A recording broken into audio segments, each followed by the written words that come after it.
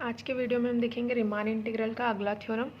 यदि f such that A B tends to r परिबद्ध फलन है तो ए बी के किसी विभाजन p के लिए LPF और UPF परिबद्ध होंगे। मतलब कि यहाँ पे कोई फंक्शन f दिया हुआ है, ये कैसा फंक्शन होगा, एक बाउंडेड फंक्शन होगा। तब किसी क्लोज्ड इंटरवल के किसी विभाजन p के लिए LPF और UPF ये दोनों कैसे होंगे, बाउंडेड होंगे, परिबद्ध होंगे। ये हमें प्रूफ करना है, या फिर इसी को दे सकते हैं इस फॉर्म में m b minus a less or equal than L, PF less or equal than U, PF less or equal than M, b minus a। ये स्मॉल m रहेगा और इधर कैपिटल M। तो इन दो वैल्यूज़ के बीच में लोअर रिमान सम और अपर Riemann सम क्या होंगे, बाउंडेड होंगे। इन दोनों के लिए ये हमें प्रूफ करना है। अब हम इसका प्रूफ देखते हैं। सबसे पहले हमें क्या दिया हुआ है, कोई फंक्शन दिया हुआ है f such that A B tends to r। ये फंक्शन दिया हुआ है जहाँ पे हमारा इंटरवल क्या है, ए बी के लिए तो i equals to A B, एक क्लोज्ड इंटरवल है। अब इस इंटरवल का हमको पार्टीशन निकालना है, तो पार्टीशन p इक्वल्स टू हो जाएगा। फर्स्ट वैल्यू क्या है a, इसको मान लेंगे x0 के इक्वल, फिर x1 x2 and so on xr minus 1 xr और xn इक्वल्स टू b। ये हो गया इसका पार्टीशन इस क्लोज्ड इंटरवल का। अब इसमें हम लोग मान रहे हैं कि स्मॉल m और कैपिटल M इनके इन्फीमम और सुप्रीमम है। तो स्मॉल m जो है वो इसका क्या होगा, इन्फीमम, और कैपिटल M जो है इसका सुप्रीमम हो जाएगा। ठीक, अब इसका हम लोग rth सब इंटरवल लेंगे तो इसको डिनोट करेंगे IR से। तो x, ये दोनों वैल्यू r माइनस 1 और x r, ये हो गया। अब इसका लेंथ निकालेंगे, लेंथ ऑफ द इंटरवल, तो del x r equals to हो जाएगा x r minus x r minus 1। अब इस हम लोग आरवें इंटरवल का इन्फीमम और सुप्रीमम निकालेंगे। तो इस rth सब इंटरवल का इन्फीमम और सुप्रीमम क्या होगा, स्मॉल एम आर के लिए ये जो है वो इन्फीमम होगा इस आरवे इंटरवल के लिए, और कैपिटल एम आर जो है वो इसका सुप्रीमम होगा। तब इस इन्फीमम और सुप्रीमम को हम क्या लिख सकते हैं, स्मॉल m, ये वाला जो इन्फीमम है वो लेस और इक्वल देन होगा इस इन्फीमम के एम आर से, और ये लेस और इक्वल देन होगा इस वैल्यू कैपिटल एम आर से, और ये लेस वैल्यू होगी इस सुप्रीमम m से। तो इस फॉर्म में मिल जाएगा। अब इसमें हम लोग क्या करते हैं, लेंथ ऑफ द इंटरवल ले लेते हैं, सारे लेंथ इंटरवल का।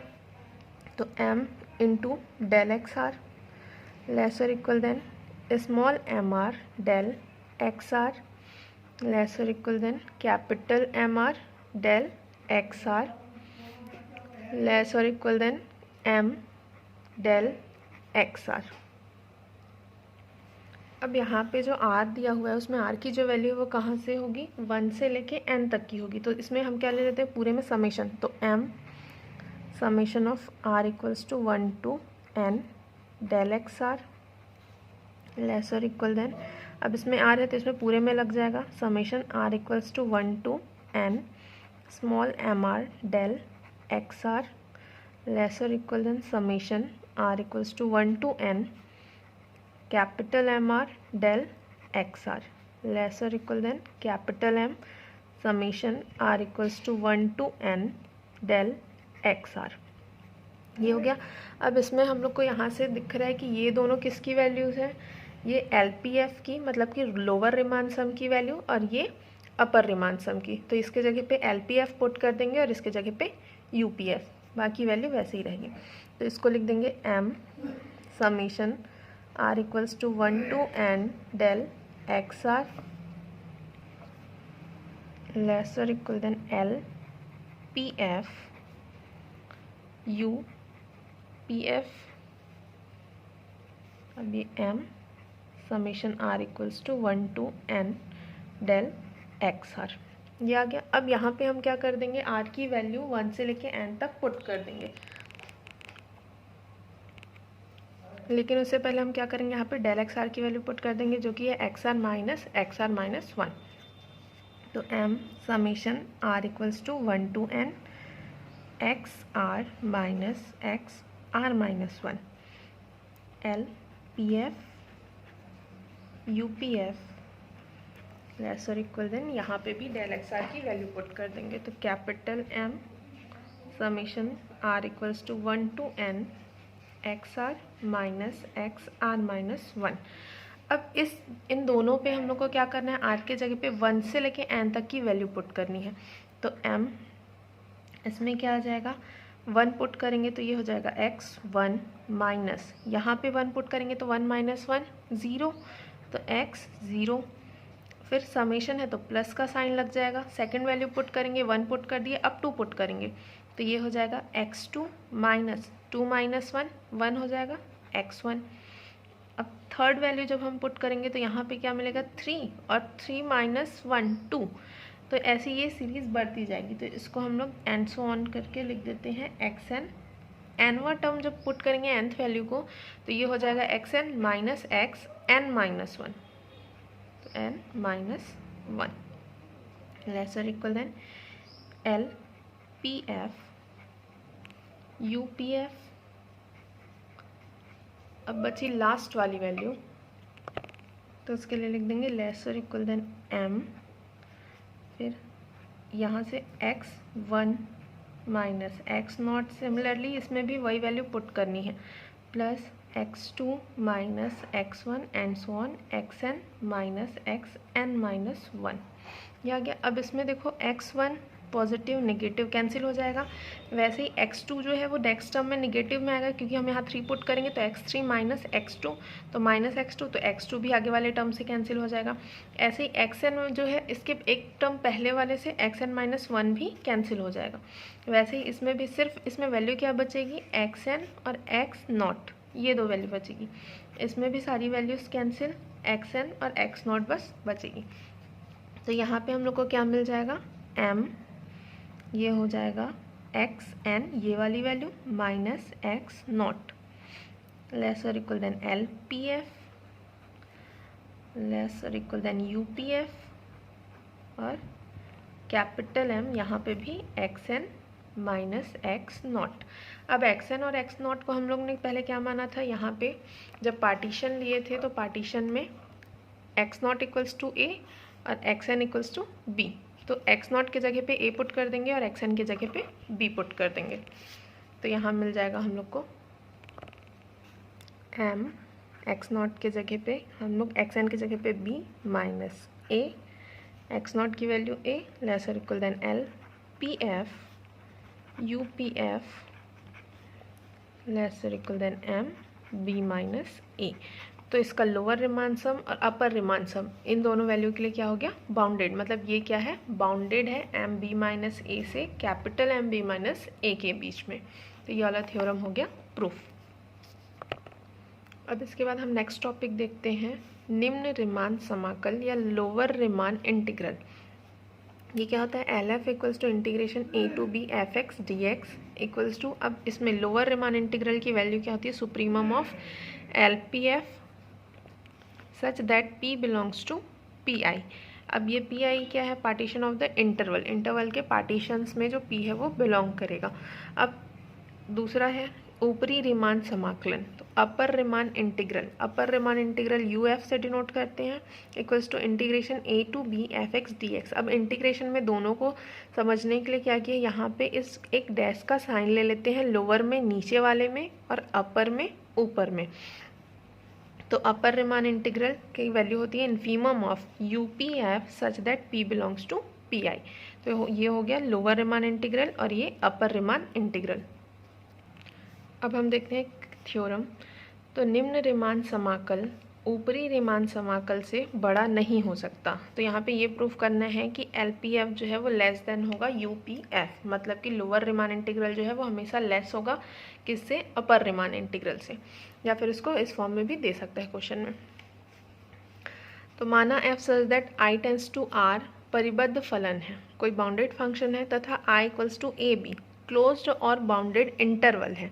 तब माना P1 व P2 I के दो विभाजन है, मतलब कि P1 और P2 क्या है, इस इंटरवल A B के दो पार्टीशंस है। हम लोग दो पार्टीशन मान रहे P1 और P2। तब लेम्मा थर्ड जो हमने पढ़ा हुआ है उससे ले रहे हैं कि एल P1F लेस और इक्वल देन यू P2F, ये होता है। अब ये वाली वैल्यू क्या है, अपर रिमान सम की, तो अपर रिमान सम की सारी वैल्यू जो है वो क्या होती है, लोअर रिमान से बड़ी ही होती है। तो लोअर रिमान सम के हर एक पार्टीशन से क्या होगी, बड़ी होगी। तो ये वाली वैल्यू हमेशा, इसके चाहे हम लोग कोई भी पार्टीशन ले तो अपर से छोटी ही होगी, इसलिए एल P1F लेस और equal than U P2F। Second L P2F less और इक्वल देन यू P2F, फिर एल P3F लेस और इक्वल देन यू P2F। तो P2F से ही हर एक पार्टीशन के लिए क्या कर रहे हैं, कंपेयर कर रहे हैं। तो हर एक पार्टीशन जो है वो क्या होगा, इससे यू P2F से छोटी होगी। तो अब पूरे के लिए कर लिए तो इसको हम लोग क्या लिख सकते हैं, L Pf such that P belongs to Pi। तो उसके सारे पार्टीशन के लिए हो जाएगा। तो एक साथ हम लोग जो अलग अलग टर्म था उसको एक साथ लिख के इस फॉर्म में लिख सकते हैं, जो कि होगी लेस और इक्वल देन यू P2F।